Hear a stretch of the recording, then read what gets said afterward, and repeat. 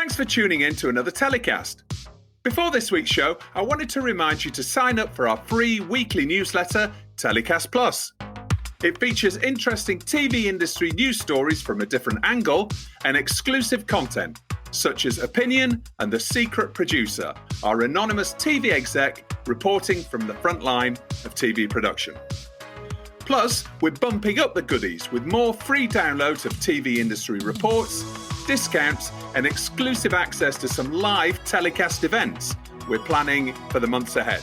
And you'll only get access to those if you're on our mailing list. And don't worry, we don't like spam either, so we won't do anything weird with your data like sell it to advertisers or anything. Just sign up at our website by searching TellyCast on Google or visiting telecast-podcast.com. Thanks a lot. TellyCast, the TV industry news review. What are the most common mistakes TV producers make when pitching, and how do they avoid them? How is India's content industry coping with the current devastating explosion of COVID? And how have indies specialising in music TV production been coping in the past year? Find out, only on this week's TellyCast. This week, we reveal the top 5 tips for getting back to face-to-face pitching meetings with industry expert Paul Borross, aka the Pitch Doctor. Shibasish Sarkar, CEO of Reliance Entertainment, one of India's biggest movie and TV producers, brings us up to speed on what's happening in India's content industry right now.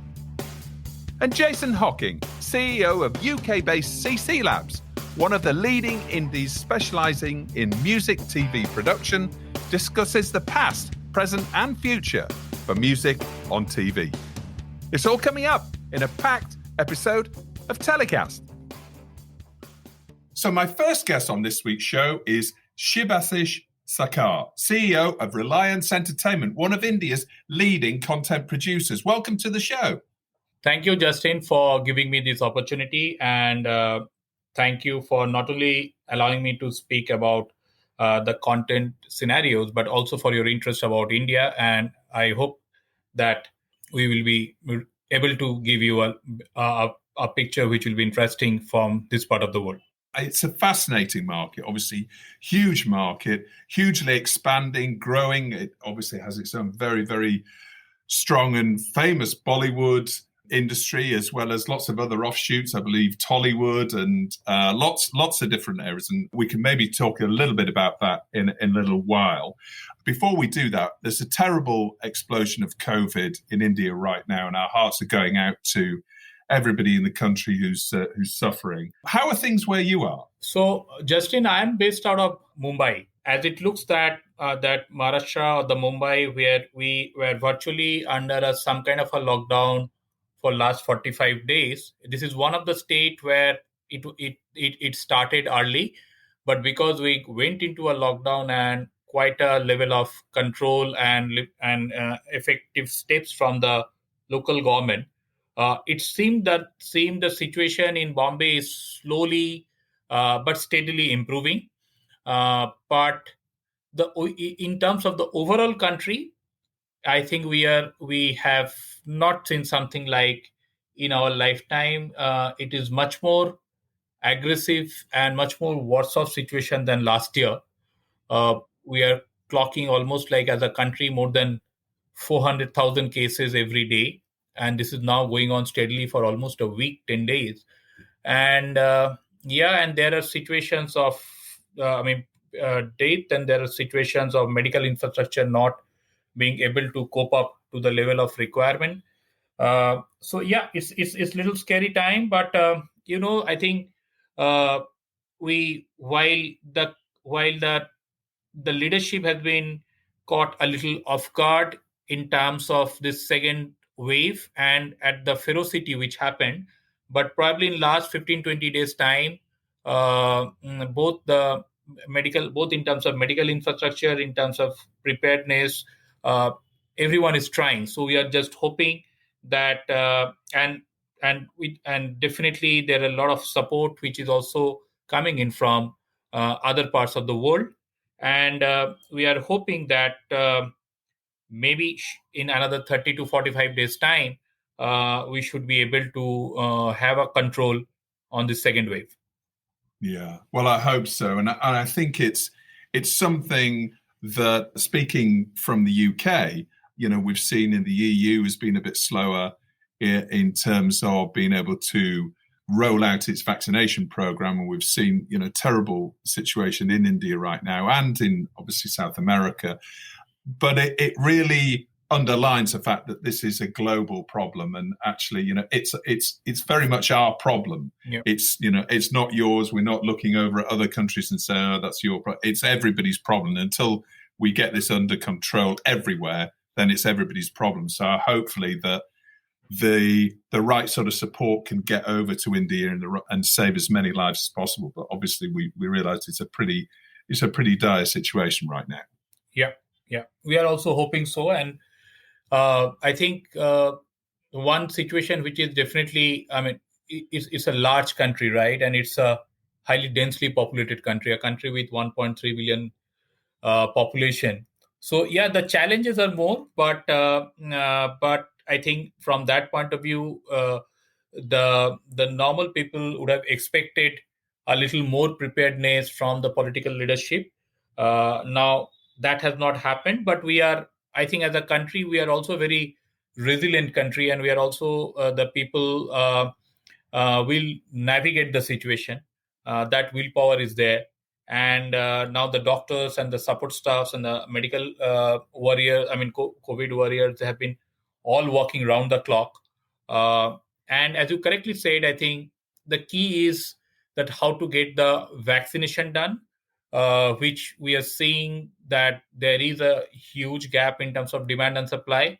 But yeah, I think a lot of activities are happening in parallel to see that at least in next few months, we are able to at least vaccinate the senior most guys or the more comorbid people, so that at least as a society we try to come to a situation where the fatalities are less. So even if somebody has a COVID, even if a young guy is having a COVID, he will come out of it. So those are the efforts which governments are taking, and at the same point of time trying to ramp up the production as well as increase the supply from importing from other countries. So let's see. Yeah. That's where we are. Yeah. We send our very best wishes to you. So talking about TV and film production, now, obviously there's been different waves in India, and I think India seems to me to have experienced these in a slightly different way to many other countries.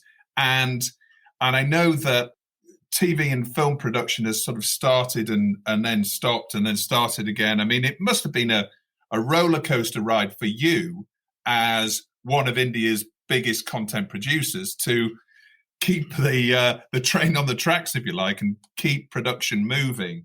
How have you found it as a business?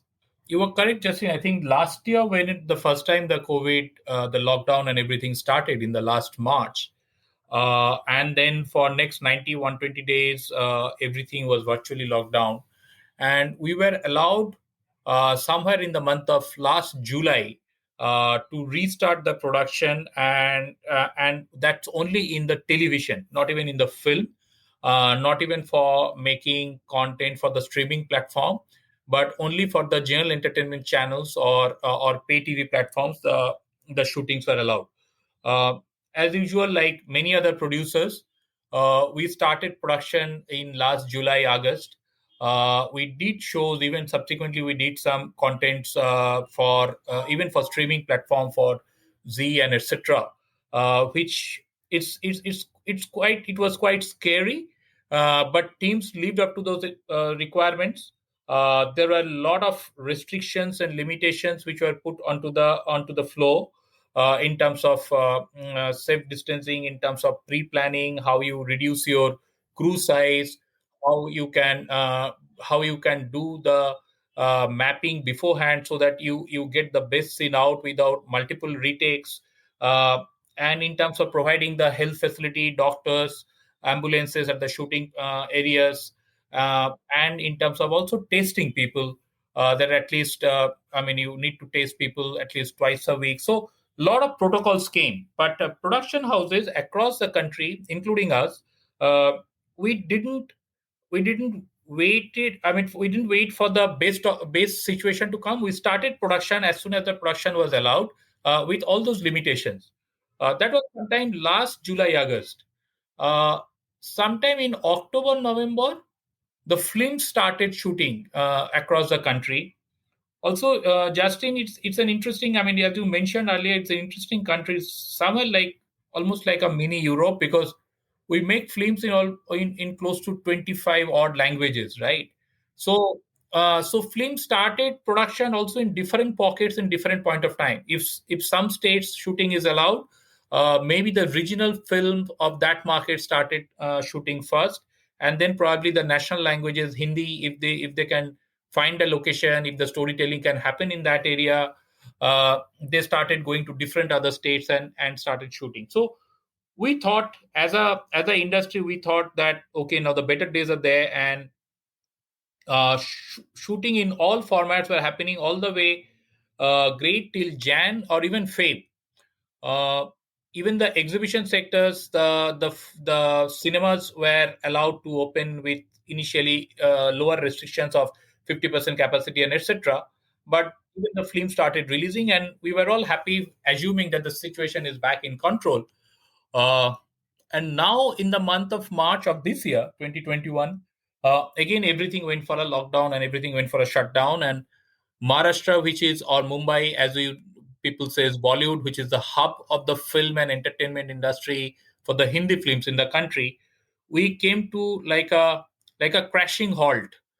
Everything was stopped on one fine afternoon. That okay, from tomorrow onwards, it was a lockdown, and everything came to a stop. Uh, so impacts are many. Impacts are financial, impacts are cost of money, impacts of your money already stuck in working capital, you don't know what to do, including the risk and of the people, health, everything, livelihood, everything got stuck. uh, that's where we are now. What did happen, of course, which I should admit, is that not all the states went for a lockdown in the same time. So especially television industry, means the shows which are made for general entertainment channels, pay TV, they started shifting production immediately within 1 week from Bombay city to other states. Like a lot of production shifted to Goa, a lot of production shifted to Hyderabad, a lot of production shifted to Gujarat, Daman, and Diu, where still the lockdowns were not there during that point of time, or maybe a fortnight back. But as I see now, virtually the entire country is in different modes of lockdown. Uh, Majority of the shoots have come to a stoppage. Entire film industry has come to a stoppage. Entire content for streaming platform OTT is also completely halted. What is still somewhere off and on, some shootings which are going on are mainly for the television shows. They have created I mean, whoever can afford, they've created some local bubble. They change the storyline depending upon which actor and actresses are willing to travel, and they're still trying to manage the show. I mean, that's where we are. It's extremely trying time, but yeah, we have been all trying to see that how we can run the situation. Wow, wow. Well, it sounds like, a more extreme version of what many of the other countries who've been through this. Is there any sort of government insurance scheme in place for productions? You're talking about productions that are, 30, $40 million being shut down the next day. Yeah. Is there any sort of insurance schemes in place at all, or is there any sort of government support? So frankly, government support is for the industry, unfortunately, is none till now. Initial last year, there were some kind of I mean, they gave a little kind of extension of timeline in terms of paying taxes and duties and etc. This year, but barring that, there was no direct or any indirect government support, including the people who are associated. But in terms of insurance, see, insurance is there for the normal production insurance and etc. COVID situations, of course, after last year experiences, the production insurances start covering stoppages for the COVID scenarios and etc. But what we need to see is ultimately that once those insurances, we are yet to see that how one has to navigate the situation in terms of how much you can claim, how much you will get, which are still unknown factors. Because last year there was no COVID coverage in the insurance. After the last year, the insurance companies started putting a COVID coverage. There are two categories basically. The health category was more like a term insurance for the people. So in case of a death or in case of a medical emergency, that what are the coverage will be there. But for the loss of shoot or the for the stoppage of shoot, uh, I mean, we are not very hopeful. There are certain coverages are there, but we have to see that how does it pan out, because you will understand, Justin, the basic concept of any insurance, that if there is an existing issue, insurance company cannot cover that. Like, so COVID is an existing issue. Insurance company can only cover if there is a situation which is not an existing, which is not thought of, which is an accidental issue, right? uh, COVID by concept is an existing issue worldwide. So for any insurance company to cover for COVID in terms of loss of profit or loss of cost of capital and etc., I don't think that will be possible. But definitely what it is covering are the medical exigencies. Those parts are covered. Right. Okay. And how will this affect you from a Reliance Entertainment point of view? I mean, you must have had a whole number of different movies and TV shows in production. How many of your shows and films have been affected? So I will give you a situation of the film and then the shows later, and both basically. So last year, similar point of time, we have been sitting with close to 7 odd films which were ready but not released. We have managed to release 4 of them as straight to digital in the last few months, which has gone to Netflix. Actually, incidentally, all of them have gone to Netflix and Star as a platform. Subsequently, what happened is that from last October, November, we we started almost like more than 10, 12 odd films in different stages. Not that everything one gone on the shoot, but when we stopped last month, everything came to just a halt. There are 5 or 6 film and shows were on the floor. So currently, there is only one film which is still shooting now, which is incidentally which is not in India. It was a film which is currently shooting in Istanbul in Turkey, because that's a foreign shooting and the entire shooting is still going on. But in India, we stopped the shooting of there was a large film of Rohit Shetty called Circus. We managed to virtually complete it except the last few songs, so we have to stop that. There was a film which Imtiaz Ali was producing in shooting in Madhya Pradesh in one of the state, that we have to stop.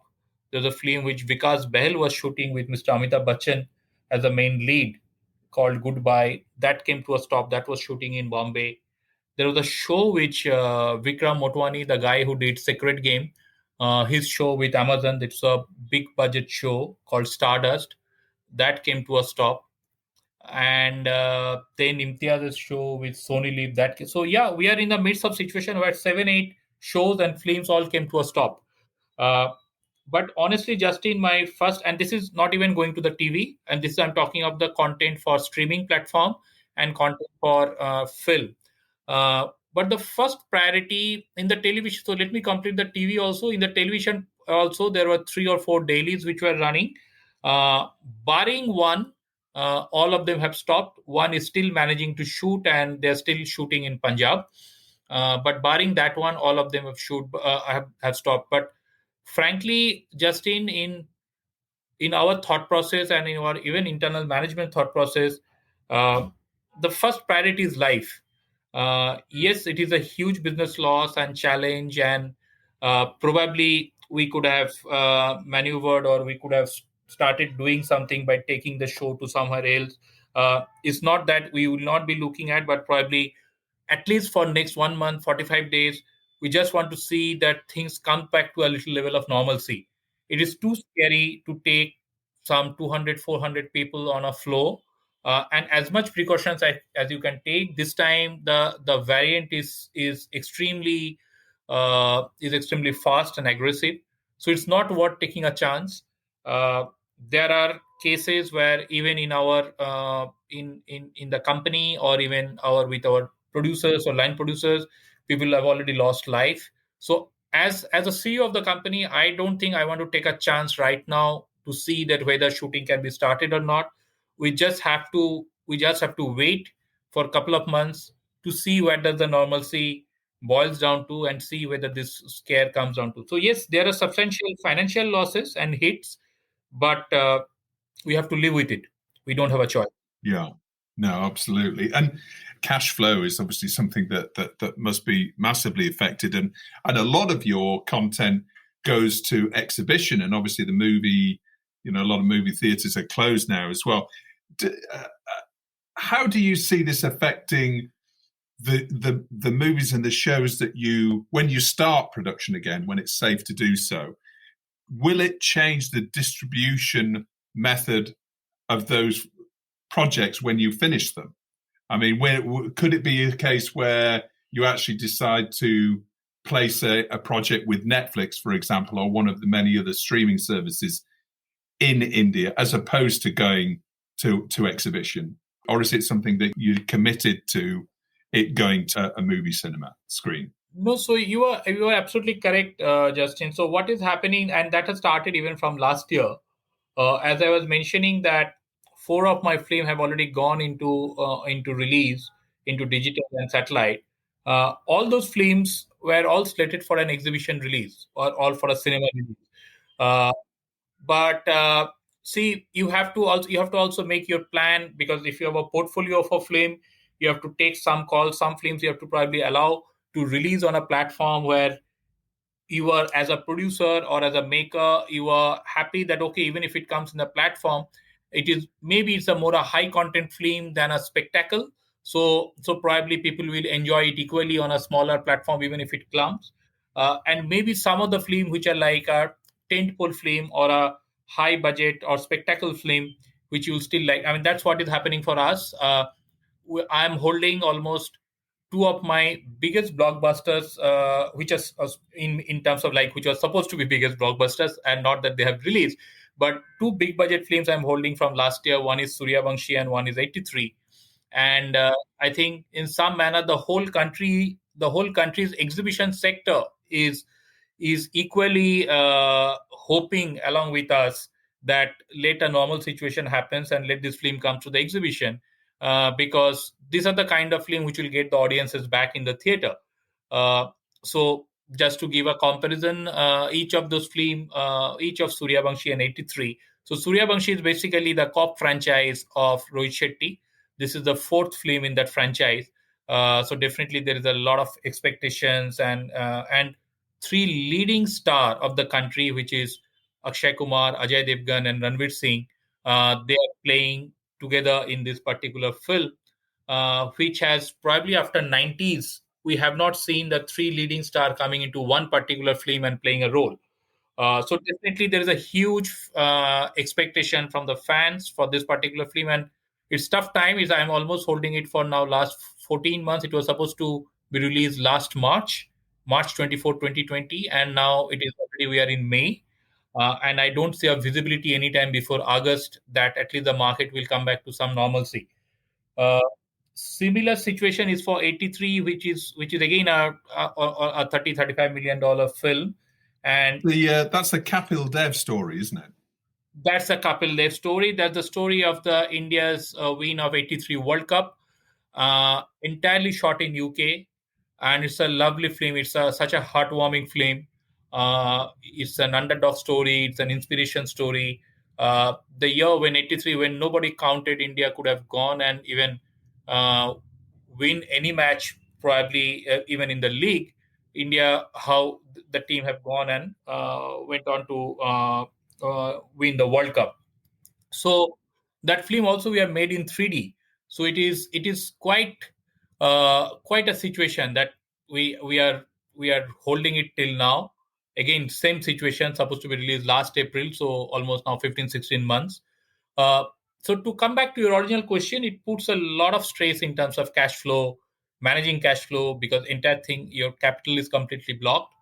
Uh, but these are the films probably even audience will aspire to see in large screen. So the director, we are the producer, the actor, we are all making every effort to see that if there is a normalcy to bring the films back into the theater. That's what is the aspiration. Yeah. The best of luck with all of those projects. It must be an incredibly testing time, and obviously a time that will probably usher in changes to the way that projects are sold and windowed, and streaming services perhaps coming more and more into the fore, which they certainly have across the rest of the world. Can you give us just a snapshot of the streaming landscape in India right now? Because I believe from my perspective, I'm looking, there's about 9 key players, aren't there? 9 key streamers in India, but it's still a relatively young market for SVOD services. I'll give a little background of that. Actually, it's not 9 players. There is more than 35 to 40 players in the country. But as I mentioned you earlier, that it is virtually like a mini Europe with 25 odd language. But you are correct. The top 10 players or 9 odd players, if you look at the big global players, are like Netflix, Amazon, Disney Plus. And then you have all the broadcasters having their own platform. So Sony has Sony Live, Z has Z5. Then Colors have Voot. Similarly, then you have some of the local players like an Old Balaji MX player, which is an AVOD player and not an SVOD.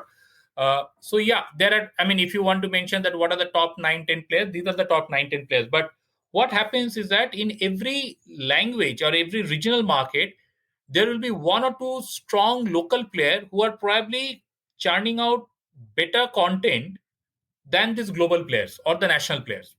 So if you want to go to South, probably AHA is a channel that is probably churning out interesting shows in Tamil and Telugu better than an Amazon or Netflix, what they're doing.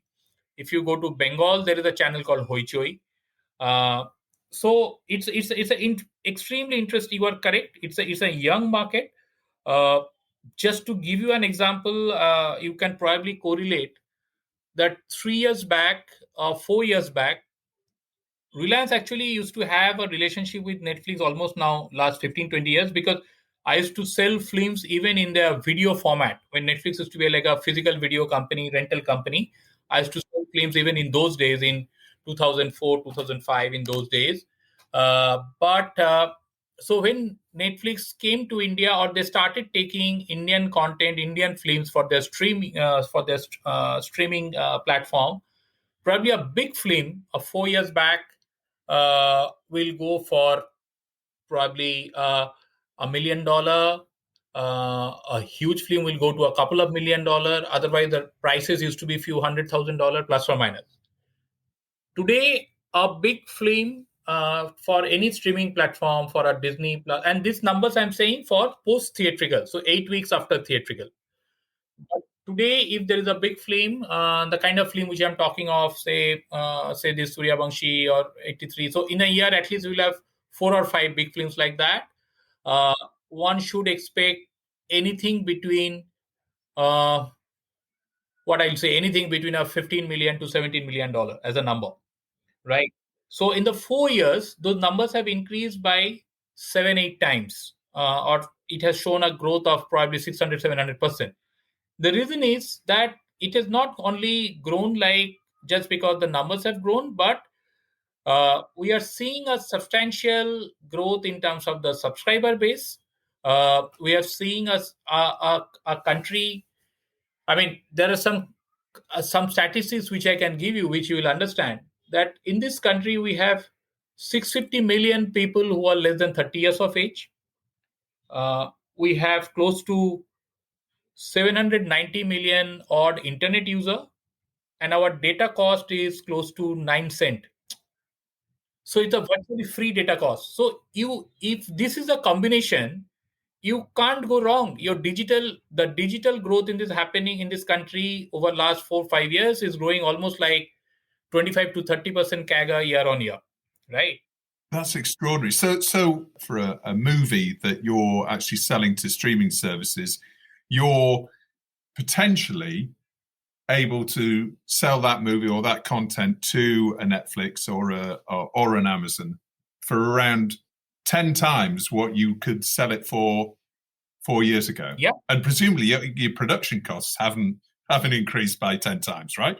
absolutely. So that means what is happening is that 4 years back, 5 years back, movies revenue salience used to be almost 70% from theatrical and balance 30% for everything between satellite TV, overseas theatrical, digital rights, music rights, etc. Today, almost 50% of the movies revenue salience is coming between digital and satellite. Yeah. Right? Okay, that's an extraordinary shift. Yeah. So that one symptom, you will understand that what is a growth expectation and why this growth expectation is happening in this TV space. I mean the SVOD space. It's actually natural, Justin. I mean, I'll give you another way to look at the thing. Now, all these global platforms, whether Netflix, Amazon, now Apple, and HBO Max will launch very soon in India. Now, all these players, when they are launching in a crowded US market, it is already a saturated market, and for their next level of subscriber growth or subscription growth, they have to see outside North America, right? Now they can't go to China because China doesn't allow any foreign players to enter. Europe is small. Then they don't have an option but to look at this sector or this country, which is 1.3 billion population, and a virtually young country, more than 53% of the consumer less than 30 years of age, and a 9 cent a dollar, 9 cent per GB data cost. So it is no surprise that why today Reed Hastings or basically every platform, whether from a Netflix, Amazon, Disney, why their growth objective is in India. Because you get the customers here. Yes, the price points are challenging, but at the same point of time, there is a substantial level of people who are willing to pay that amount, number one, in value terms, if not in the percent terms. And at the same time, you are also getting a very exciting level of storyteller whose stories are now going globally.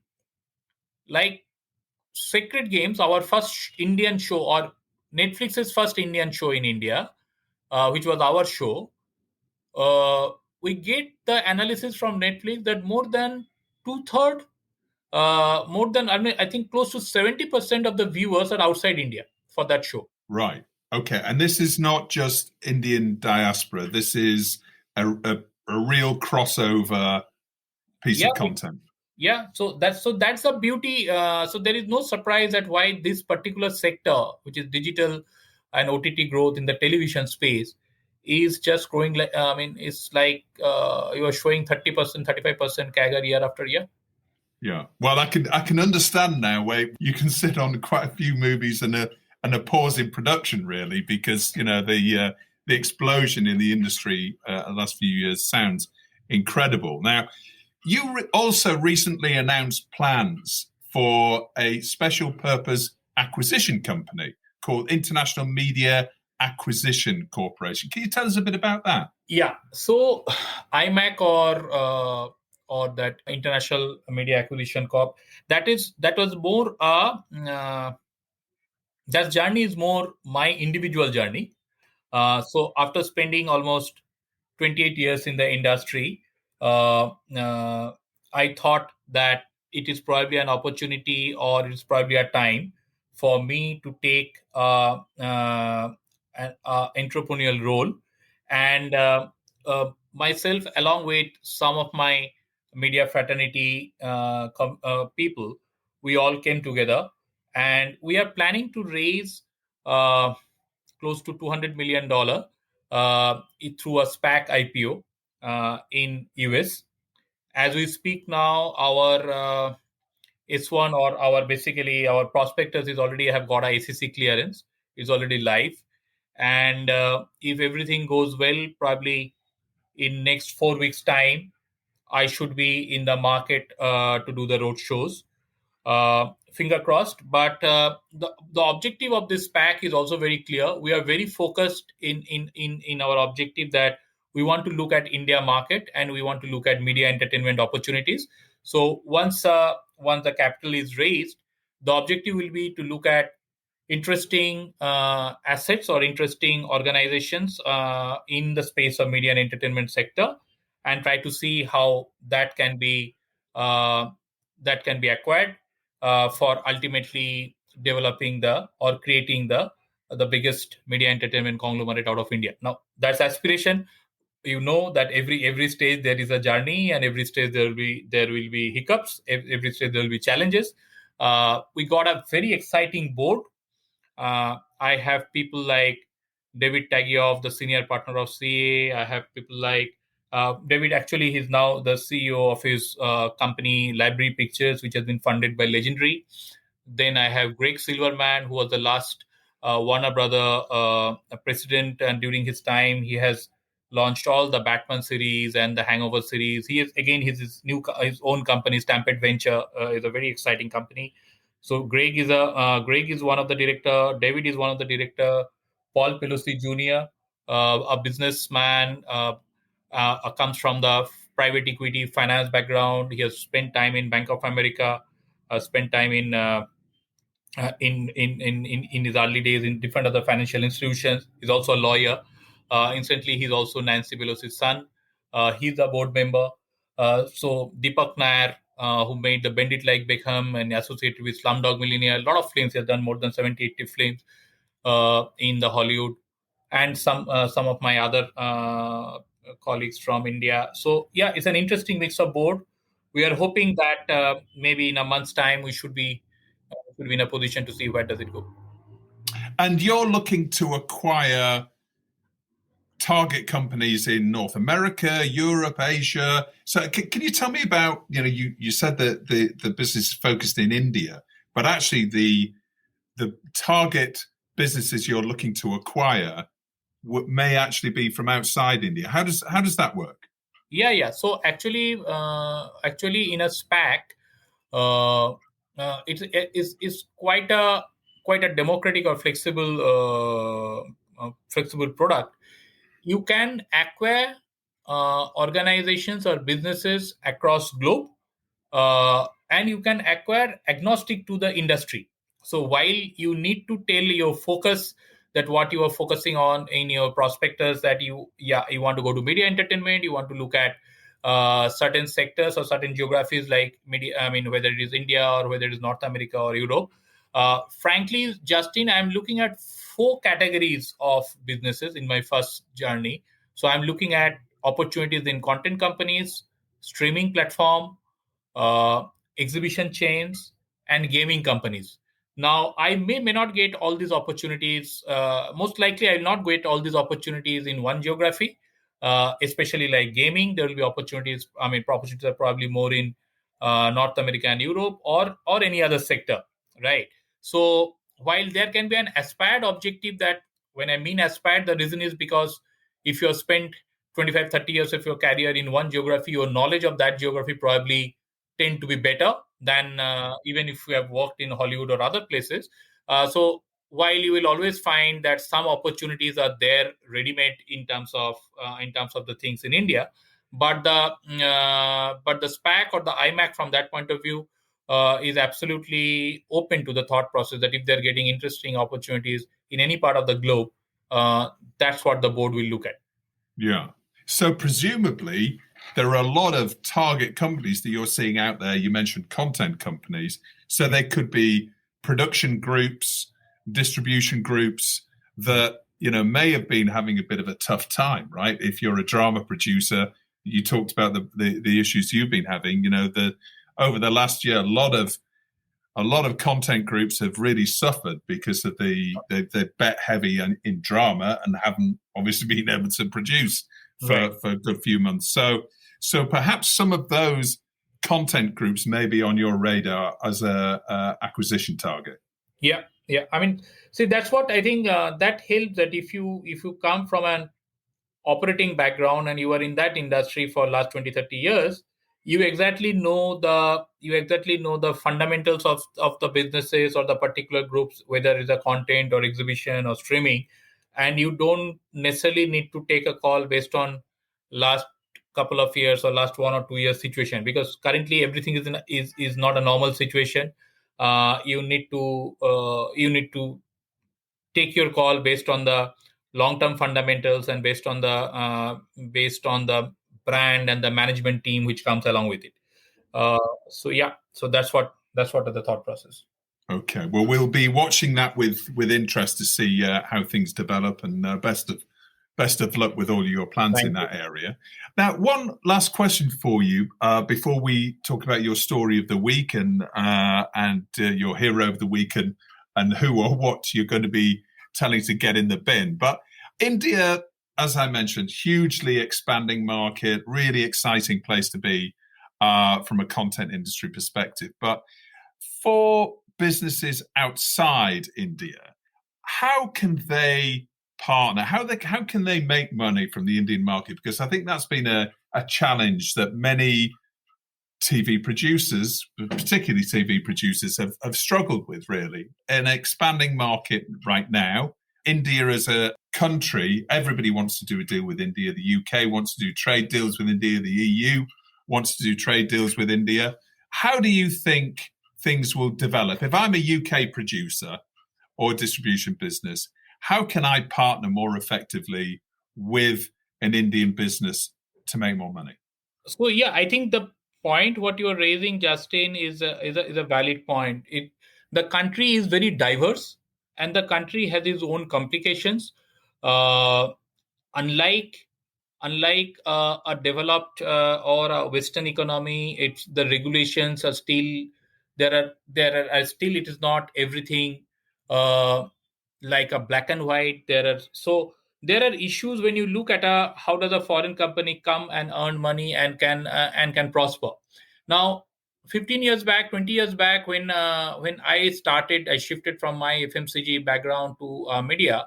I used to see those challenges a lot. It's especially even if I look at the media and entertainment sector.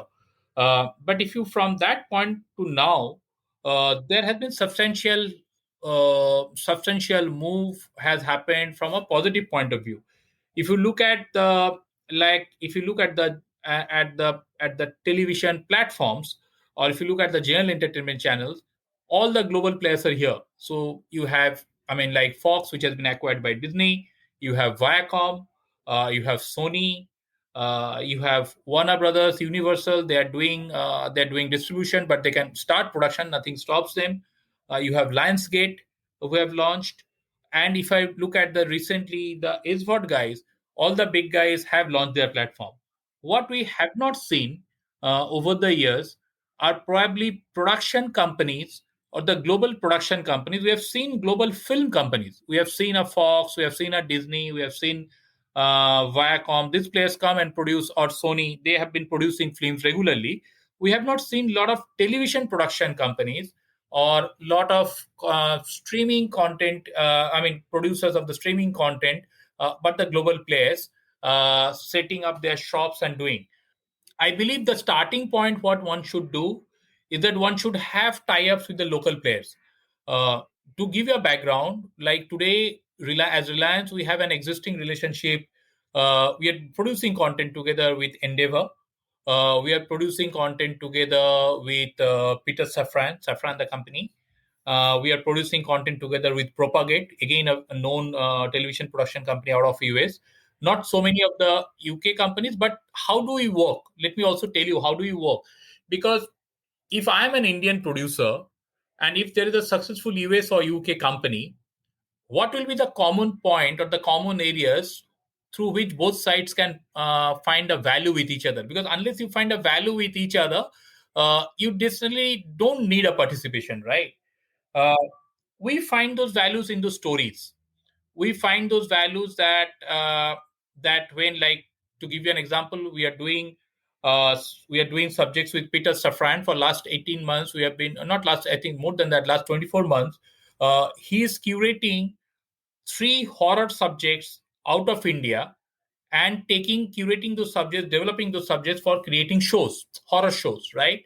Uh, from our point of view, who can be a better partner than the creator of Conjuring and Nun and that world, who is curating those stories? But the stories are Indian stories. So we come on the board by getting writer, by getting director, by getting storyteller.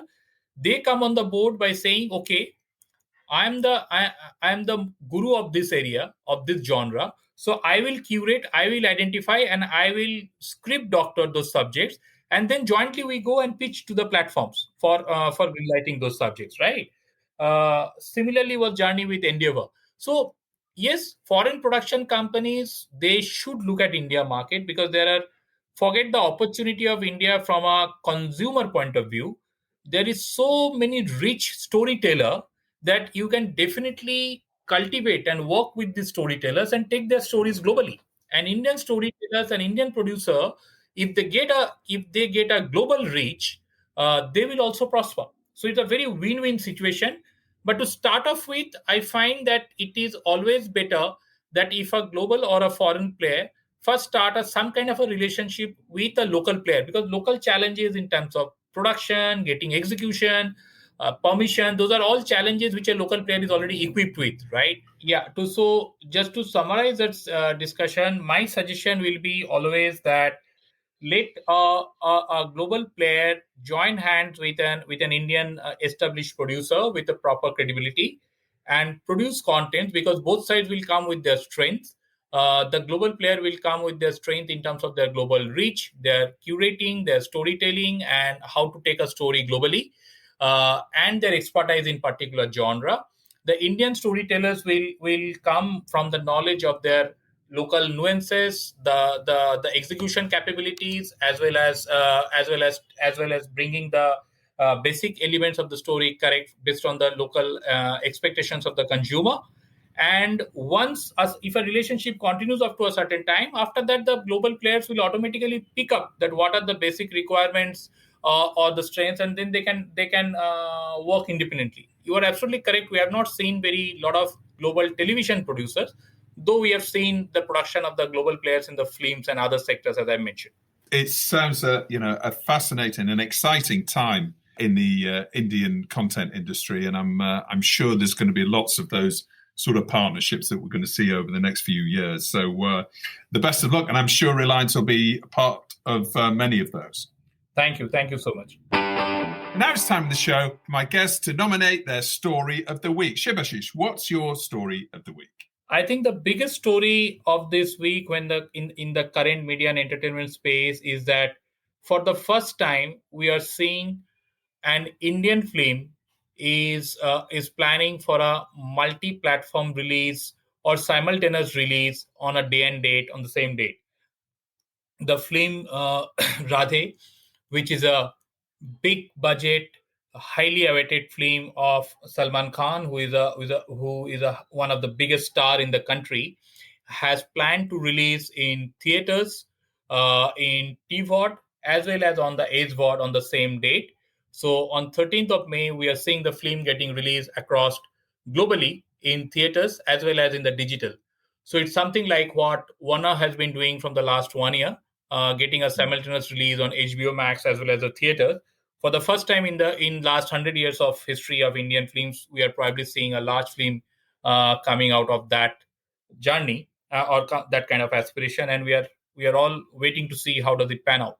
Another 3 days to go. Yeah, that's fascinating, and presumably, like we've seen with Warner's, the genie's not going back in the bottle after this, is it?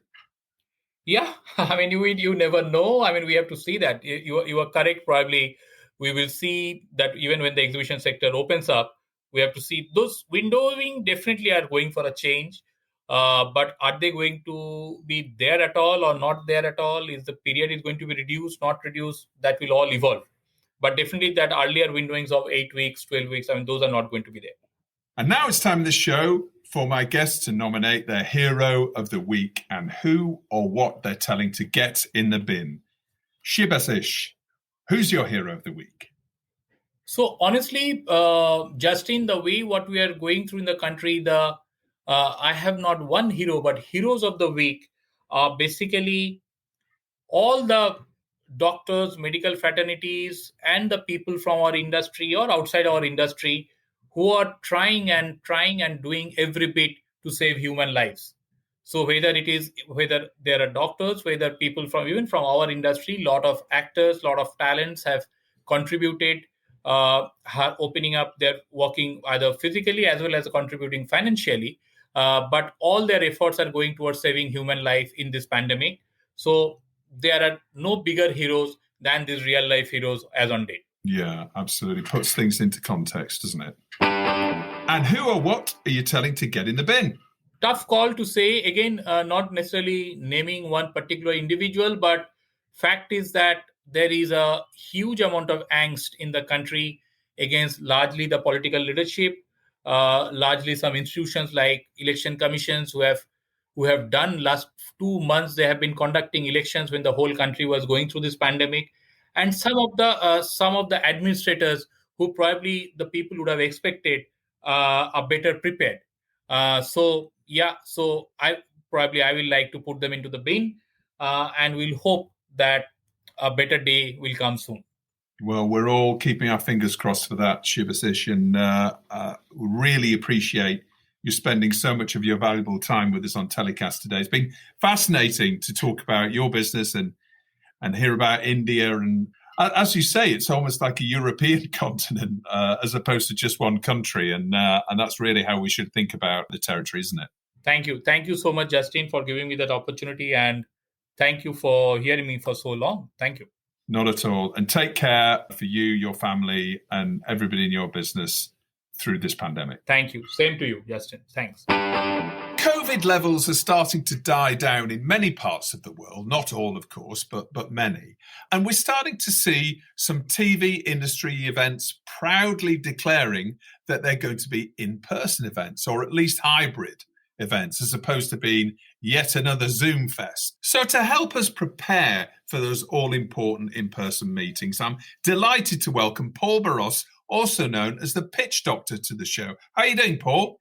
Oh, fantastic. Thanks, Justin. Thanks so much for having me on the show. Not at all. Delighted to have you on. I've been really looking forward to having a chat with you about pitching, which we all do in the TV industry. We all pitch to each other. Now, just a little bit about your background. You specialize in the art and science of corporate communication, and your career has involved primetime TV, music, stand-up comedy, and production development, consultancy, and motivational psychology.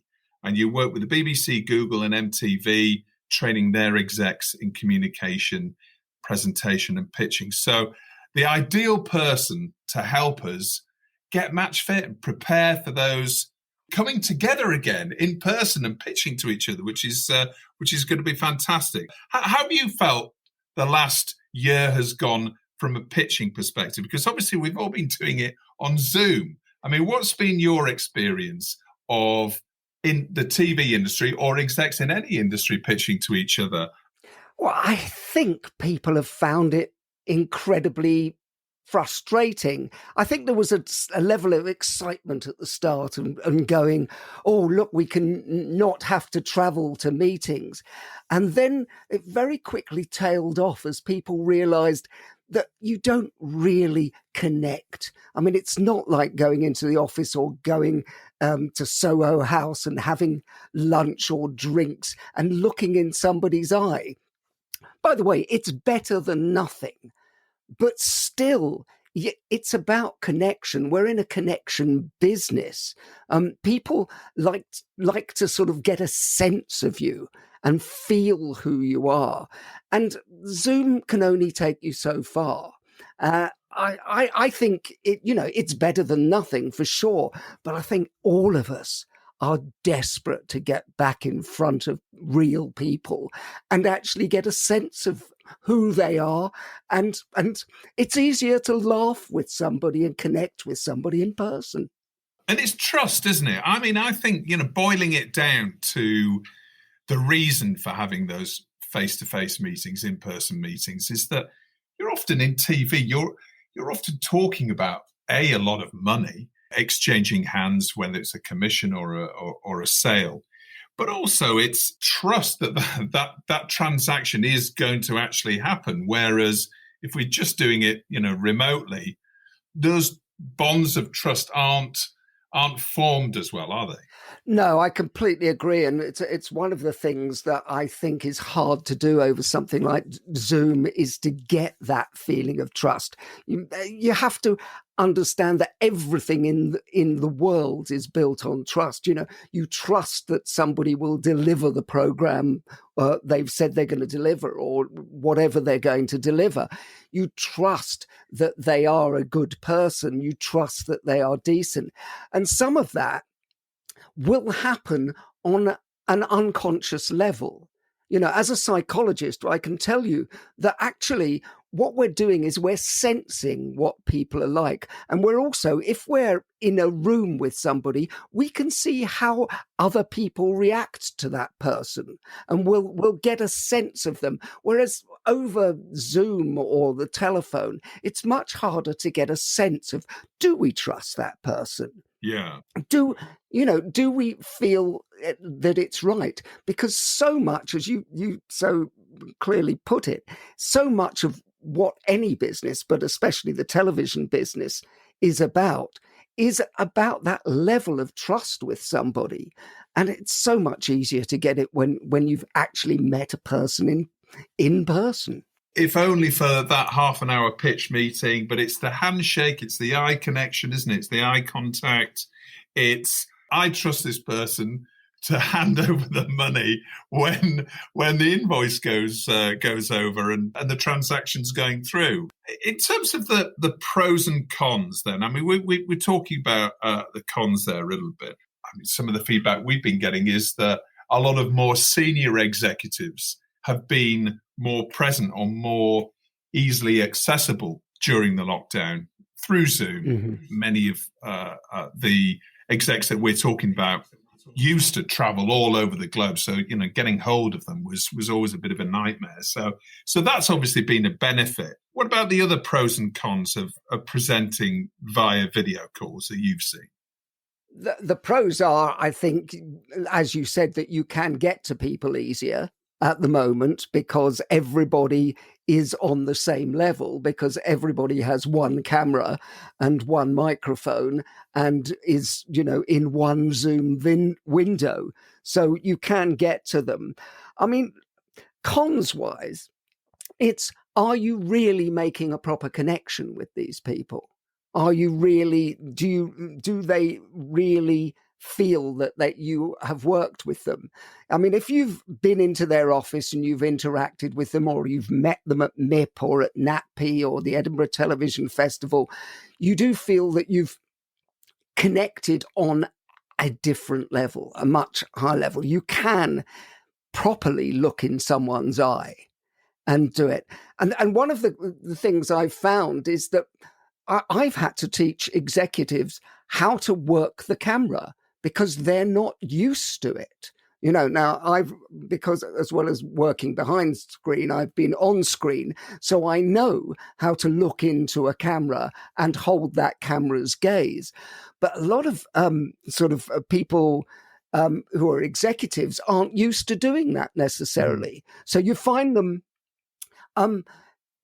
sometimes the interactions go a little bit wrong because people aren't properly looking at the camera, or they're constantly staring off into the distance, and the other person leaves with the impression of, are they really listening to what I'm saying? Yes. Yeah. And you can see sometimes the eyes of the other person on the call leading towards probably their email inbox, checking their emails while you're in the meeting with them, or maybe looking at God knows what else when they're looking on the call, when they're actually, as you say, meant to be looking into the camera. But what are some quick tips for those of us who are still using Zoom on a daily basis, or Teams, or whatever it might be?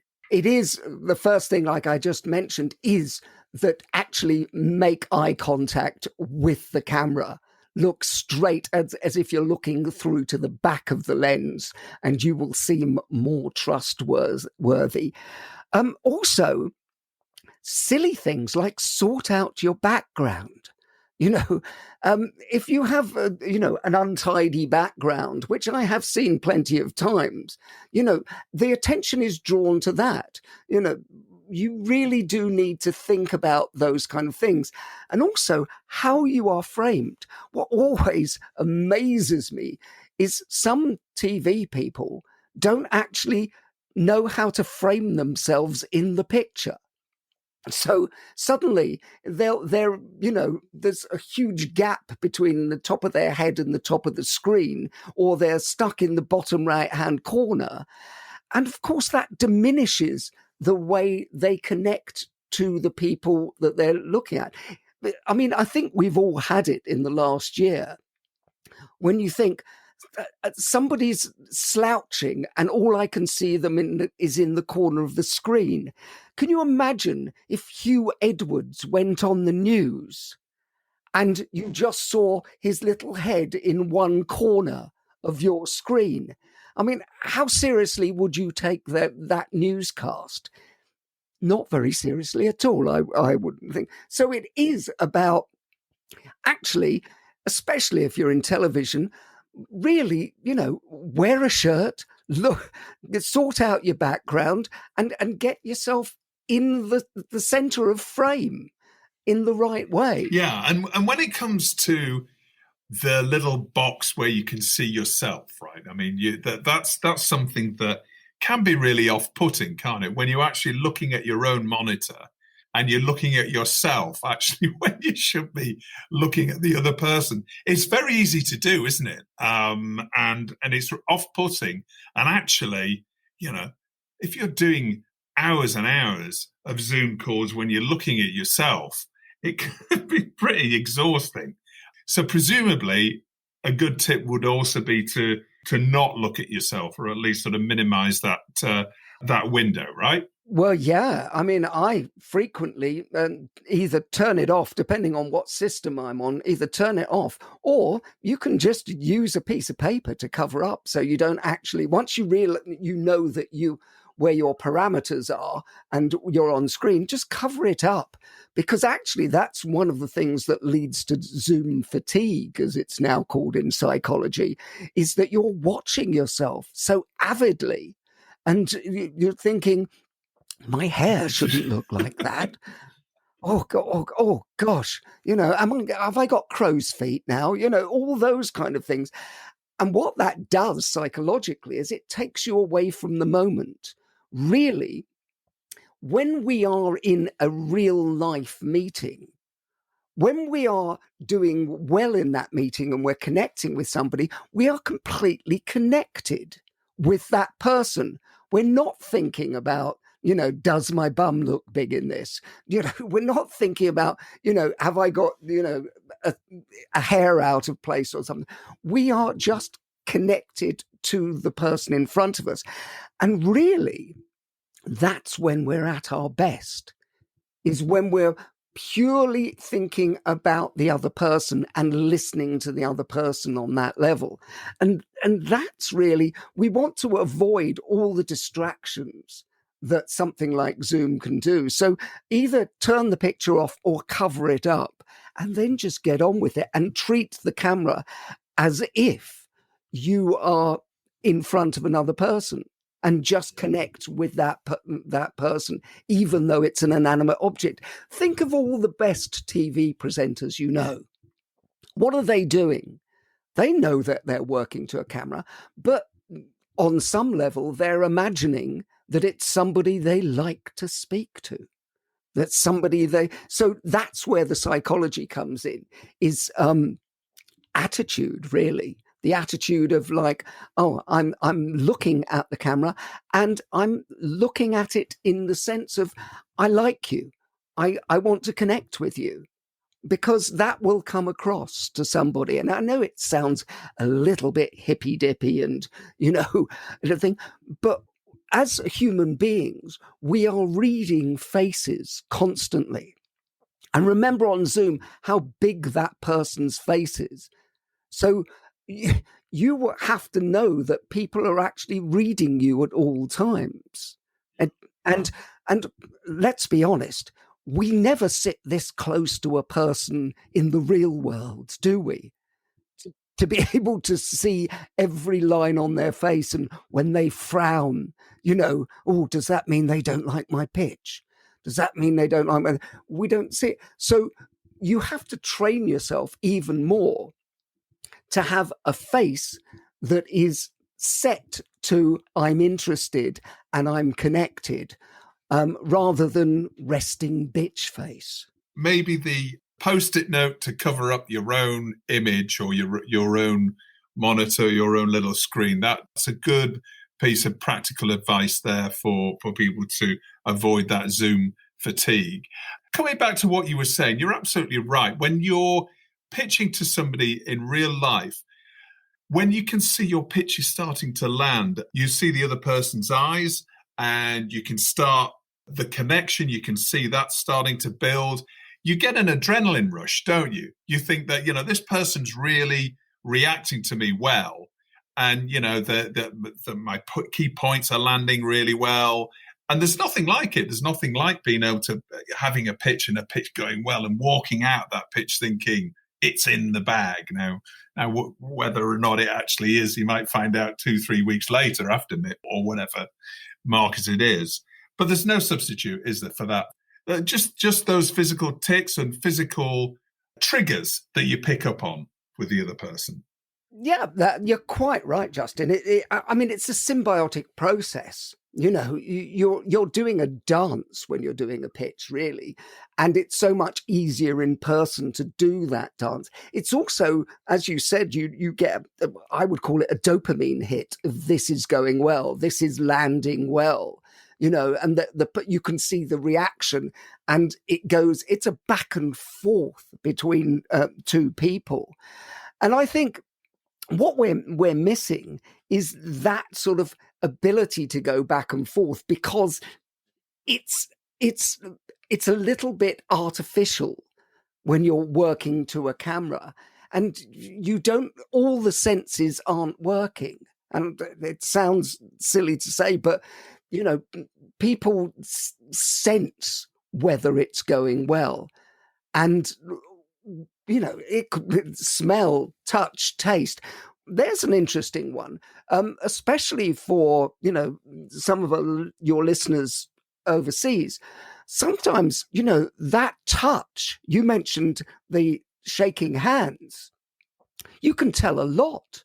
And you can connect with somebody very, very quickly by an initial touch. A lot of people, especially in show business, the kiss, at the start of the meeting. Very important. And remember that it only takes between 2 and 3 seconds for somebody to make up their mind if you are the kind of person they want to listen to or connect with. So what you are doing very, very early on is crucially important to how the pitch is going to be perceived, because people can switch on or switch off. And what you're trying to do is make sure that they switch on and listen to the rest of your pitch.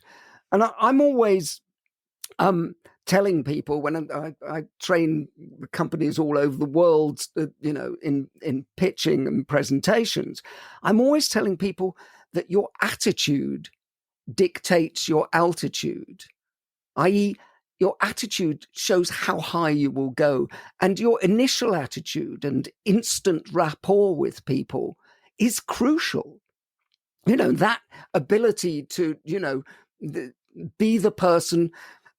We all know, have we all had that experience? I'm sure you have, Justin, when you shake somebody's hand and it's like they put a wet fish in your hand. You're right. It does say more about the person. But, it's probably best avoided, right, for that person. If you're going to shake hands like that, don't shake hands at all. Well, those people might be better off on Zoom, to be honest with you, yes. or coming to one of my courses so they can learn how to actually do it. But it is, and it's so crucial that people understand that we are making decisions about people constantly from moment one.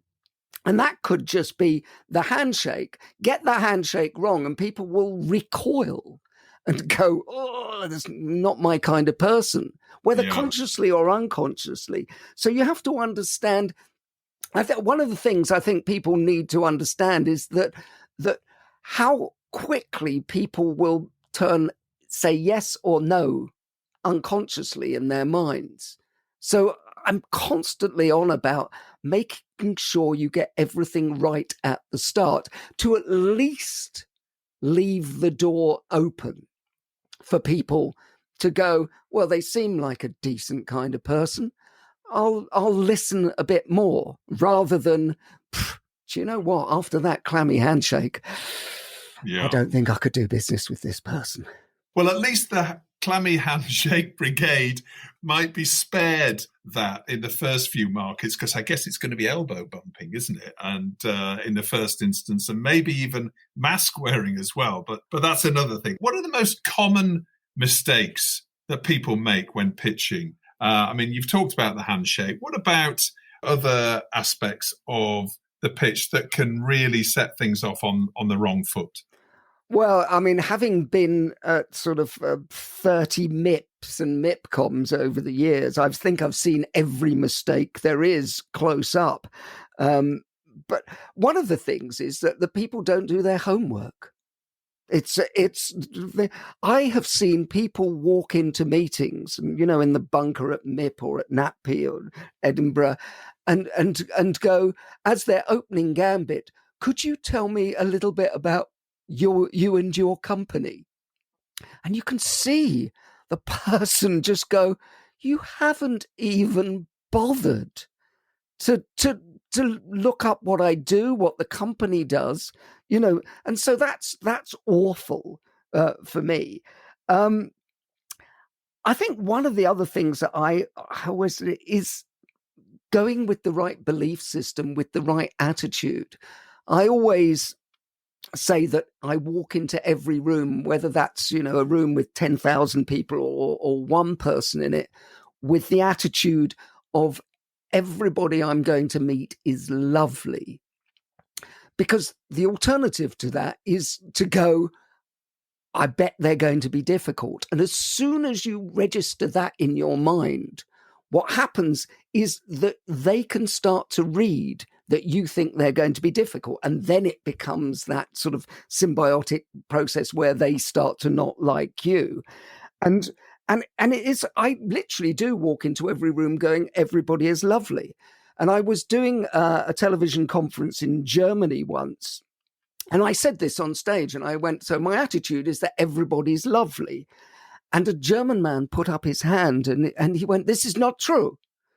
And I went, well, hold on, what do you mean it's not true? I said, it's an attitude, it's a state of mind. He goes, but not everybody is lovely. He goes, about 90% of people are lovely, 10% of people horrible. And I kept on going, sir, this is an attitude. It's, you know, it's inside your own head. And so we had a discussion from the stage and he went backwards and forwards. And finally, I convinced him, or I thought I'd convinced him, and he went, okay, I will go with you most of the way. And I said, what do you mean most of the way? He said, from now on, I will go into every room and presume that 99% of people are lovely.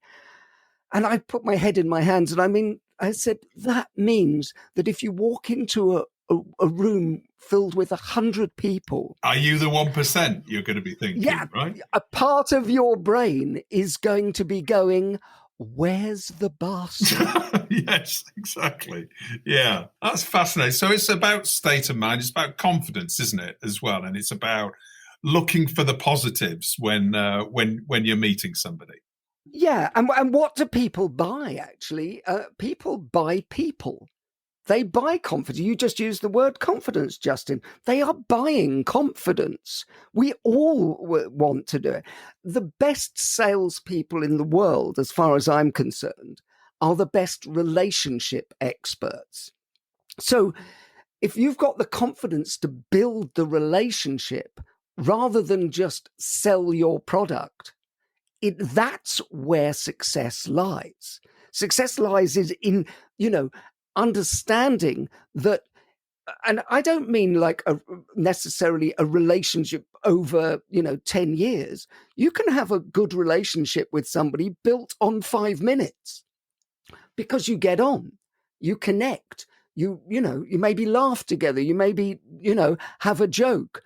Already those things lead you to having a good relationship. And then those things can be, and one of the things I teach and in my books is all about making sure that you have a great relationship with everyone you meet. It was a real surprise to me. A number of commissioners that we've spoken to on the show over the last few weeks, they've all said the same thing about doing your homework. The number of pitches that they say that they get by producers who don't really know their channel at all and don't know what sort of shows that they're broadcasting, which is extraordinary when you think about it. I mean, you've got to know your audience, right? You've got to know who you're selling to. And okay, we know that, in many MIPs or many other events, you're probably going to meet 40, 50, maybe even more people in these half-hour meetings. There's no excuse for not doing your homework, really, is there? No. I mean, it really is. Well, it's actually, if you think about it, it's even worse than that because it's rude. It shows you don't really care about somebody else. I can't be bothered to do anything. And it also shows that you have no ability to read the room because. I mean, I see people go in and do this and have no sense of, the fact that the person starts to frown and go, well, okay, I'll tell you about myself. But you can hear in their voice and you can see in their face that they're thinking, well, this is just fundamentally rude. And you are going to I'm now going to waste 5 minutes of our time telling you what you should have known. And that's the thing. And also, on many other levels as well, it's important because it's a sign of respect. I know you do great shows about this. I wondered if you would be interested in this, which is in that realm. Now, what have you done in that statement? You've told them that they do something well. You've found a way to actually say, I imagine going in and not knowing anything about the company you're pitching to. That's just, to me, that's amateur hour. Yeah. Well, that's obviously one thing that's easily rectified. Just spend a few hours before you go. Even if you get the half-hour meeting, spend a few hours looking at their website or at least looking at their schedule if you can, and just getting an idea. And it's really about demonstrating the fact that you've done your research, even if it's not fully comprehensive. The fact that you actually know what sort of shows that they transmit or play out on their VOD service. And also find out a little bit, sorry to interrupt, but find out a little bit about them as well. Because, as I said earlier, people buy people. So if you have found out something about the person you're meeting and they happen to like, I don't know, skateboarding, I don't know what they'll like, but you know a little bit about that. It's when you and I started talking earlier on, and when we met at MIP before, we both like football. Guess what? That means that, even though you're a Leeds fan, Justin, we can still have a conversation. It's saying something when you're a Man United fan, Paul, but yeah. Exactly. I was joking about the Leeds fan. As you know, I'm a huge Bielsa fan.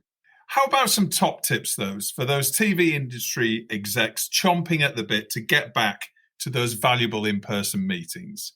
Give us 5 top tips. The first thing I would say, and this is really important, that it's all about them. Think of a time when you've been really engaged with somebody in a conversation, you're not thinking about what you are talking about and pitching. You are engaged with the person in front of you. And what I find is a lot of the time, people are so involved in their own heads about, I must make sure that I get this format point across. I must make sure I tell them about that they're not connected to the person. And it really is the attitude of it's all about them means that you are properly connected to the person in front of you. I see people doing pitches without looking at the person in front of them. You know, they'll be looking above their heads, or they'll be looking. This happens quite a lot at MIP and MIPCOM and NATP, when people are just looking at their laptop while they're pitching. Now, what happens with that is that you don't see somebody's reaction.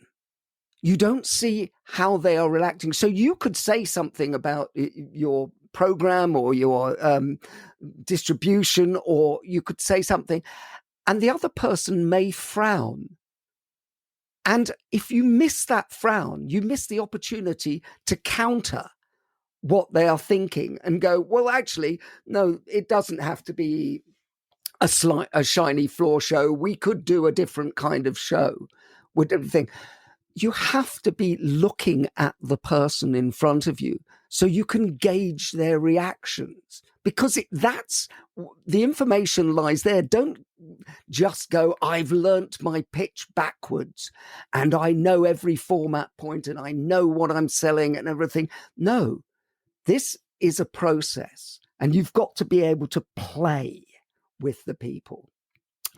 The other thing I would say, it's about having, we haven't used this word, but passion. Passion is really important. We have a saying in psychology, which is that if you want anybody to go into any state, you have to go into that state first. And the amount of times I see people pitching and going, we're really excited about this new format. We've had a lot of good feedback, and currently there's a lot of industry interest in it. And you go, oh my God, how do you expect somebody to be interested in this? Really, you want people to go into the state, you have to go into that state first.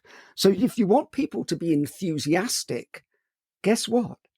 You have to be enthusiastic. And then that will lead people to go along with this. And so, unfortunately, it's something that even with top executives, I sometimes go, you know what? You have to, walk the walk and take people on that journey with you. It's acting, isn't it? A lot of the time, actually, you actually have to put on a persona, that even if that's not your normal state, you have to assume a persona of, obviously, you don't be hyper enthusiastic to the point of being annoying, but you actually do have to build a persona and really get people to buy into it. Well, yeah, and a question I get quite a lot on sort of seminars and trainings I do for TV people, and this comes up again and again and goes, but what if I don't like the program I'm pitching?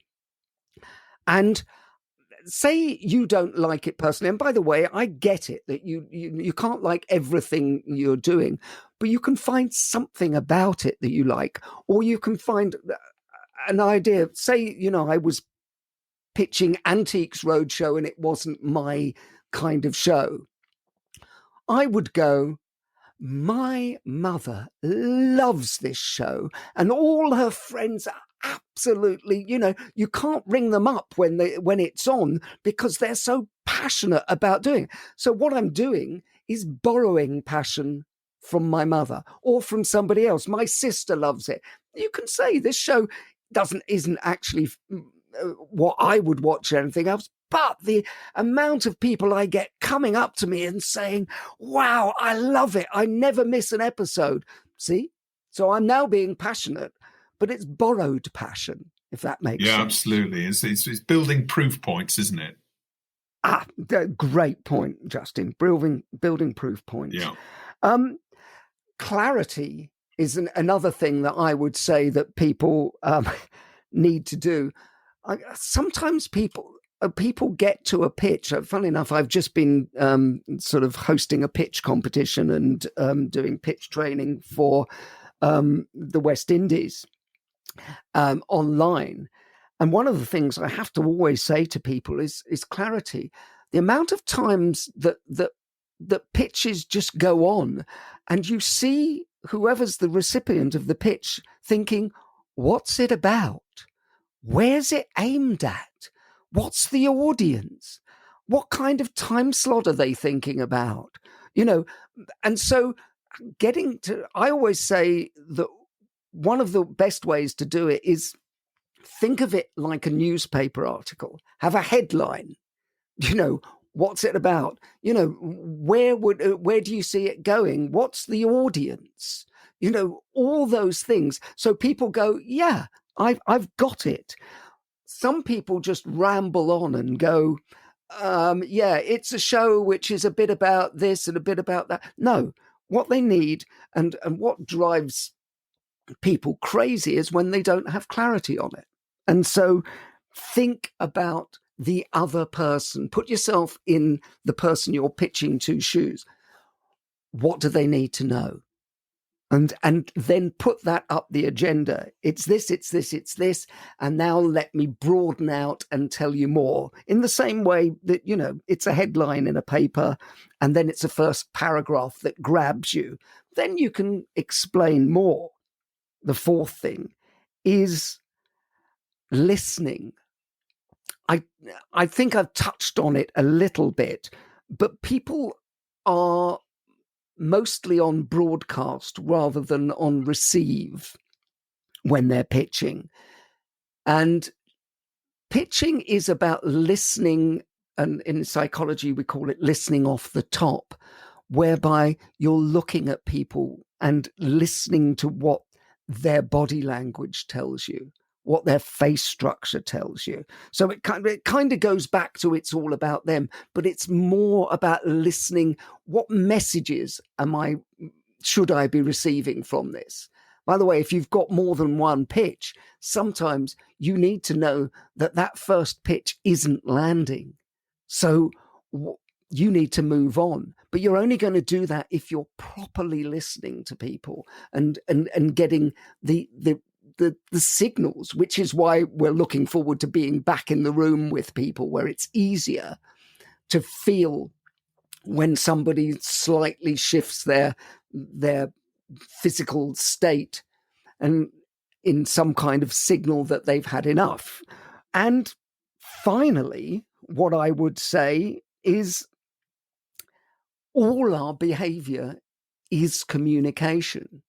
So you have to actually understand that it's not just about the words you're saying.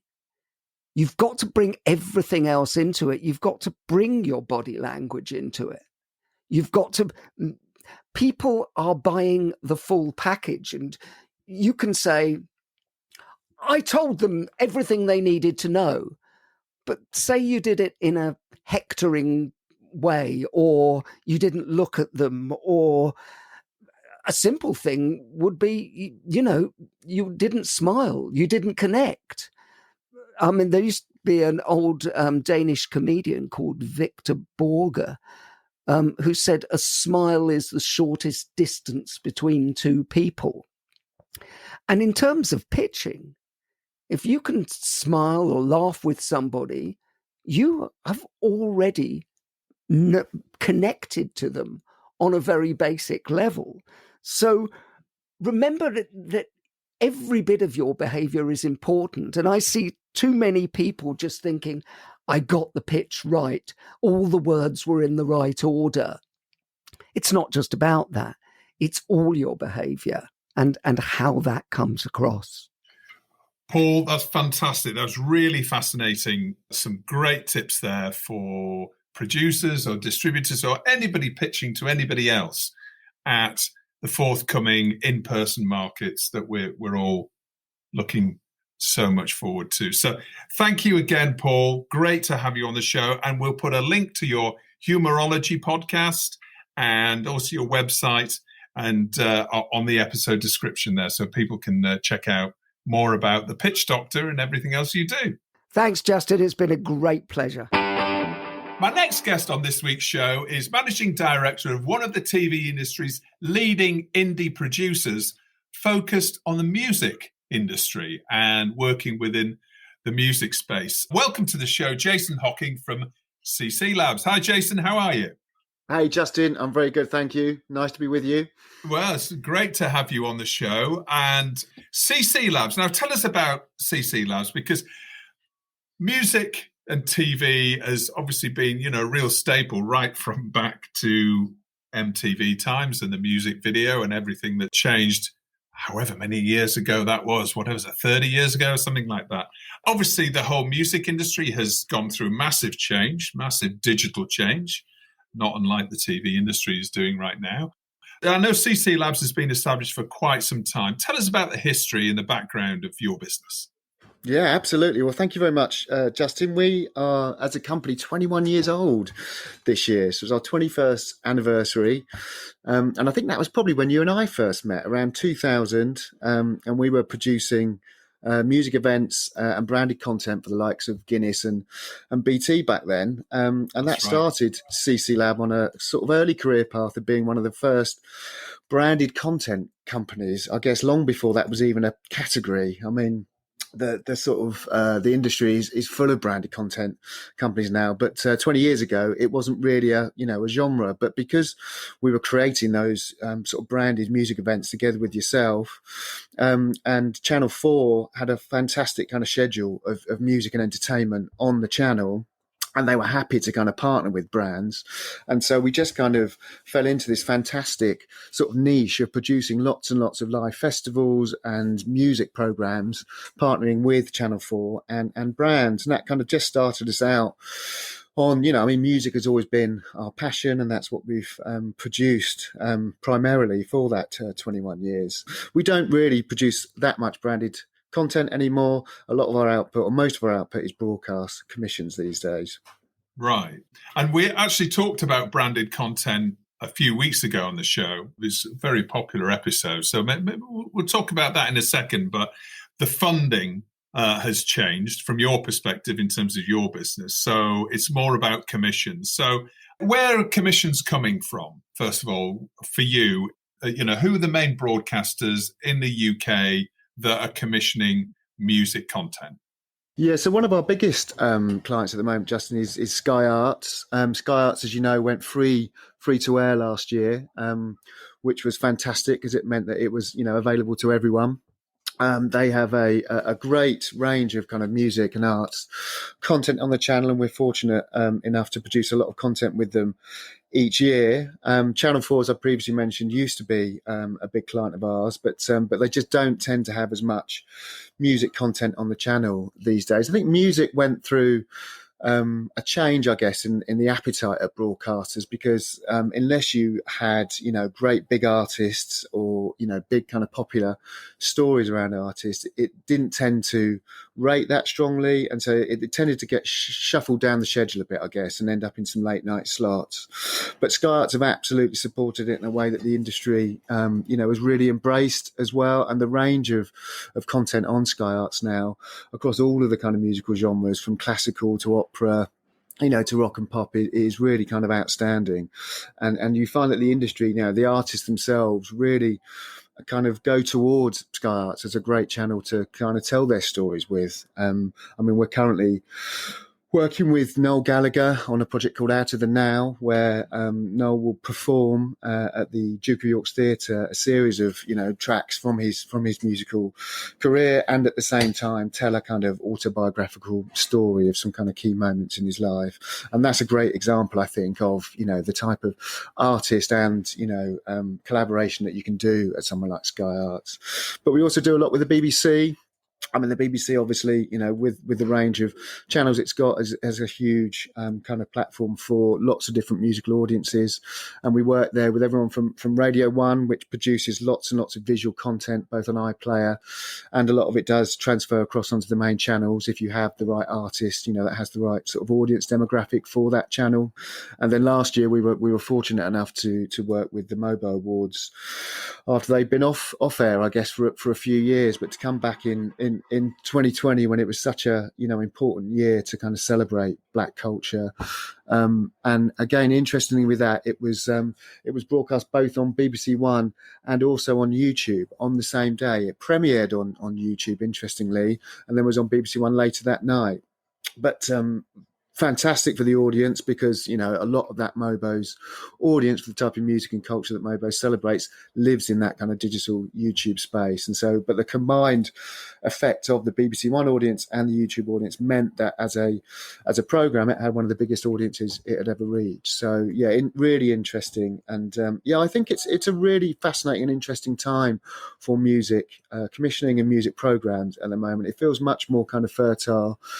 There's a lot more kind of innovative program making going on. I think that's, like I say, because Sky Arts and the BBC do have a huge range of slots available for the type of programs we make. But also I think the streamers, Netflix and Amazon Prime are obviously starting to do a lot more in that space as well. And so, it's just pushed the industry along to find the right stories and to find the right performances and to put them out there to a big audience. And you mentioned YouTube, and obviously there are other social media platforms that are appealing to youth markets. So music is very key to them. So you've got Snapchat, you've got, to a certain extent, Facebook as well. I mean, have they entered the space in terms of commissioning original musical content? Yeah, I mean, YouTube certainly is obviously, a huge player in that space now. And YouTube Originals are producing a lot of very big kind of high profile music content. They're very, I guess, specific about the type of programs that they want to have or they want to produce. I mean, Mobo's was a great fit for them. I think really just, because of everything that Mobo's stands for, and you can obviously broaden, Mobo Awards out into lots of other different genres of sort of fashion, music and culture that they can program events and produce content around, as well as the kind of more traditional awards ceremony. So we've obviously seen lots of changes in the music industry in terms of artists and where they're earning their money from. And it's become, I think, much less focused on recorded music sales and much more focused on live performance. Presumably that's really spurred on and created a bit of a boom when it comes to recording live performance for TV.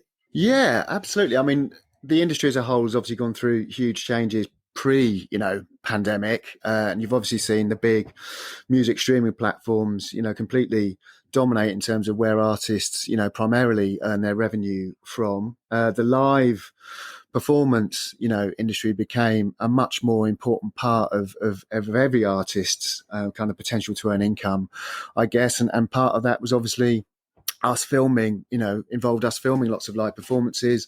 It gave them, an additional potential revenue stream. It's great if you can have an album release that's supported by a live performance that would sit on a broadcaster. I guess it's just the more those type of elements that can go around an album campaign launch, the bigger awareness and the bigger impact it can have. And then obviously, with COVID-19 having such a dramatic, impact on shutting down, live venues across the world, all of a sudden live streaming became a really important way for artists to, reach out and to continue to both, talk to their audiences, but also potentially, you saw a lot more ticketed live streams. So it meant that they could also start to earn an income from those streams as well when live performance, wasn't an option for them.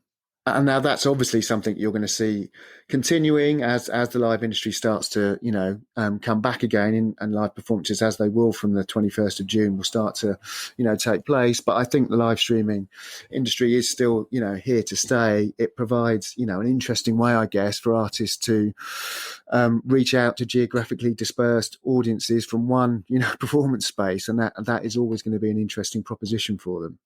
The days of the 3-year long world tour is probably, if not over, it's certainly on pause, isn't it? When it comes to being able to tour markets like Asia or South America, you can't imagine even superstar artists traveling there for quite some considerable time until the pandemic's becoming much less of an issue. Have you been involved with these, direct to audience events yourself at CC Labs? We actually had an incredible year forecast for 2020 pre-pandemic. It was going to be one of our busiest years in terms of the number of productions we were going to produce.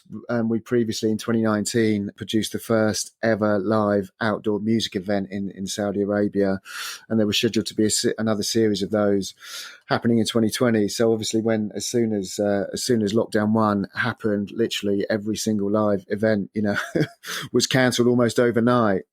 After we, all kind of dusted ourselves down and recovered from that shock, we kind of just really got busy trying to work out how we could, produce content and events, in our space still. We were fortunate enough to produce the first virtual festival of the year.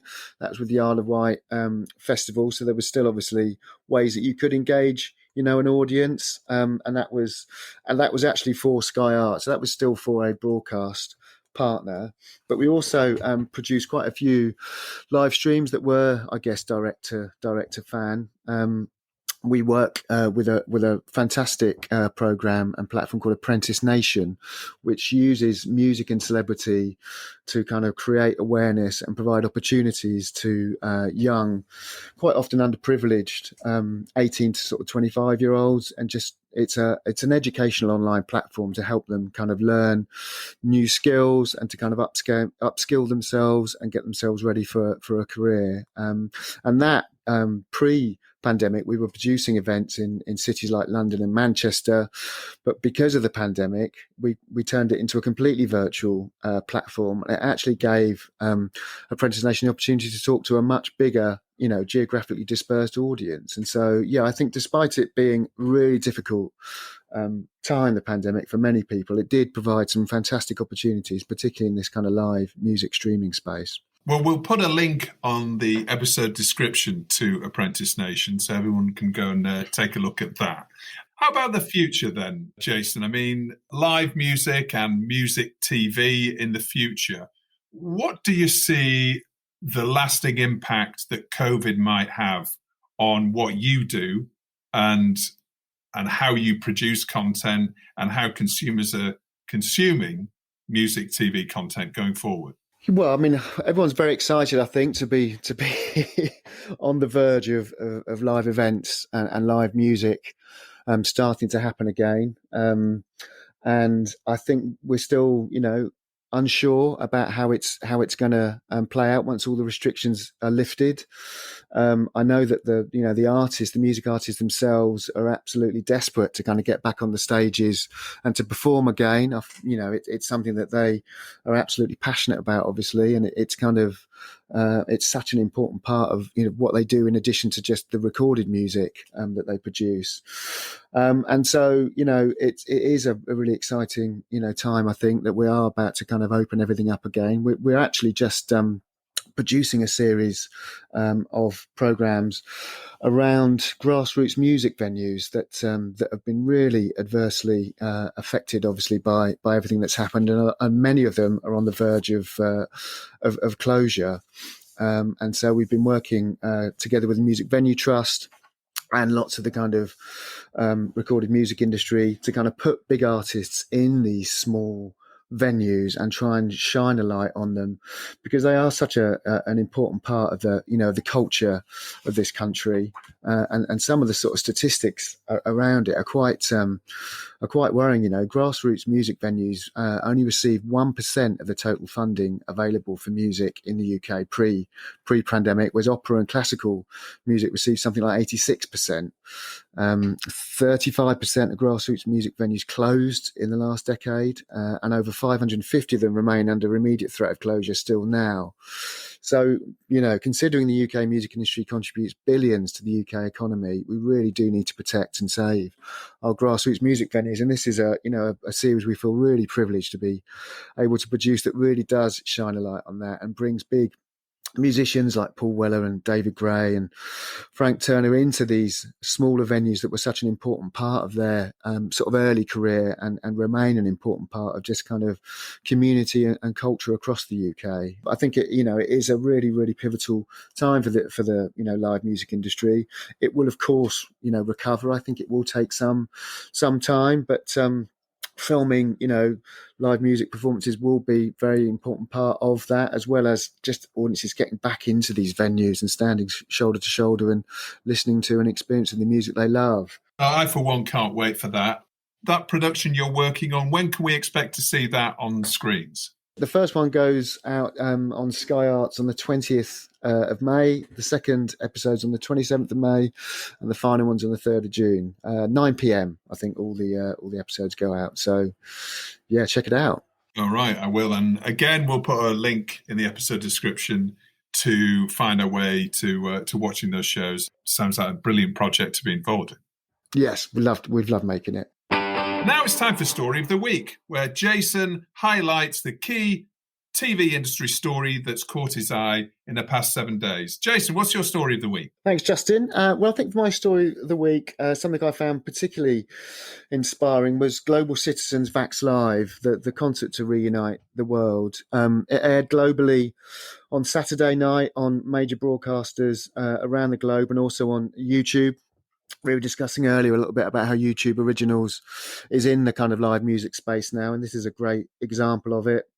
Partnering together with Global Citizen and Live Nation, they produced the first real stadium show of the post-quarantine era, hosted by Selena Gomez and including performances from the likes of Jennifer Lopez, Eddie Vedder and the Foo Fighters, appearances from Ben Affleck, David Letterman, and a host of sort of world leaders and other figureheads.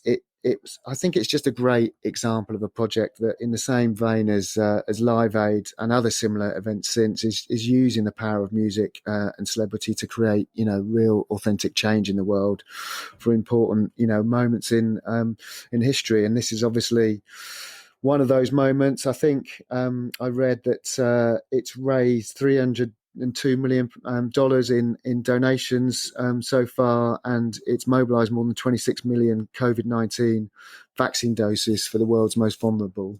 So yeah, I think it's an incredibly impressive feat, and yeah, like I say, hopefully it can create real change and have impact. Yeah, absolutely. And that was Harry as well. Prince Harry Yes. was on screen there. It's the first time we've seen him for a while. He got a pretty good reception, didn't he? He did indeed. Yeah, no, I mean, the people that put those events together, it's an incredibly, impressive feat to gather that kind of range of both celebrities, of musical talent, of political figures. And you do find that you can create that kind of momentum and you can have that real impact that only those people, when they gather together, can create. And so, yes, I think it's definitely my story of the week for that reason. All right. Well, again, we'll put a link up, and I've got to put a link up to Brian Johnson singing with Foo Fighters, doing Back in Black, which, I saw clips of that. That was just astonishing. How about your hero of the week, Jason? Who's your hero of the week?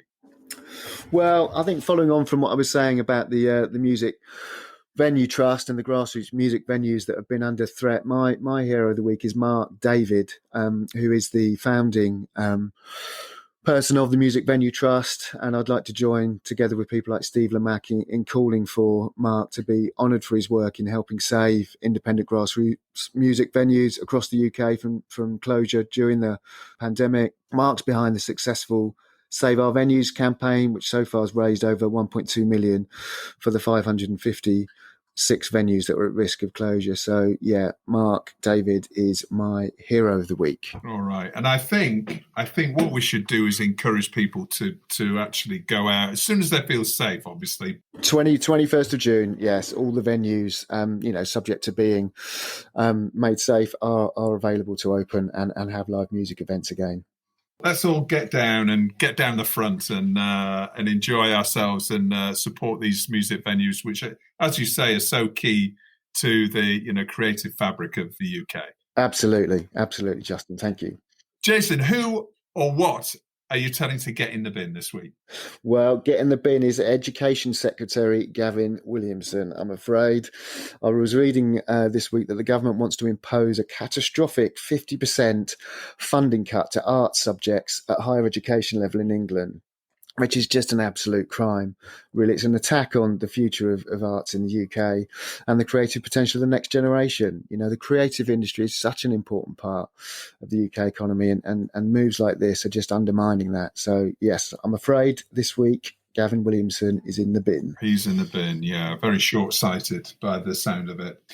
Jason, thank you so much for coming on TellyCast and spending your precious time with us. Good luck with everything that you're working on. Fingers crossed for the music sector rebounding, and therefore, you know, everything that you're working on rebounding. And I'm sure we're going to be seeing some, you know, really fascinating productions coming out of CC Labs very soon. Brilliant. Not at all. Thanks so much for having me on the show, Justin. Well, that's about it for another week's show. As always, thanks a lot for listening. Don't forget to rate and subscribe to TellyCast and share it with friends and colleagues. And a quick reminder to sign up for our free newsletter called TellyCast Plus. It's packed with interesting TV industry stories of the week you might have missed, exclusive insight and opinion, including the secret producer, our intrepid, anonymous exec, reporting from the front line of TV production. It's all completely free. Just visit our website to sign up at telecast-podcast.com. And you can also follow us on Instagram, LinkedIn, and Twitter. TellyCast was edited by Ian Chambers and recorded in London. So, until next Thursday, as always, stay safe.